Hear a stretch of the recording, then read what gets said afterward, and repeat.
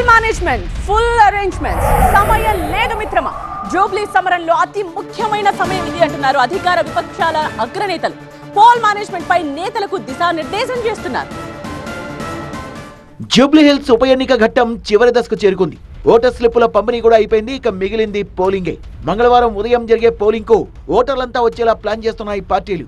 Pole management పై ప్రధాన పార్టీలు దృష్టి సారించాయి. తమ ఓటర్లంతా పోలింగ్ బూత్ లకు వెళ్లేలా మోటివేట్ చేస్తున్నారు ఆయా పార్టీల నేతలు.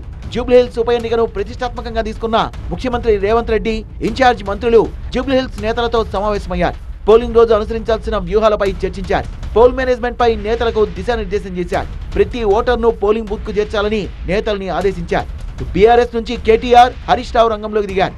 హరీష్ రావు ప్రత్యర్థి పార్టీలపై నిఘా పెడితే కేటీఆర్ సిటీలోని బీఆర్ఎస్ ముఖ్య నేతలతో సమావేశమయ్యారు. మంగళవారం అనుసరించాల్సిన వ్యూహాలపై నేతలకు మార్గనిర్దేశం చేశారు. పోలింగ్ సరళిని ఎప్పటికప్పుడు పరిశీలించాలని సూచించారు. దొంగ ఓట్లు పడకుండా చూసుకోవాలని చెప్పారు కేటీఆర్. జూబ్లీ హిల్స్ పోల్ మేనేజ్మెంట్ పై కేంద్ర మంత్రి కిషన్ రెడ్డి ఫోకస్ చేశారు. స్థానిక నేతలకు కీలక సూచనలు చేశారు. ప్రత్యర్థులు ఓటర్లను ప్రలోభ పెట్టకుండా చూసుకోవాలని ఆదేశించారు ఆయన.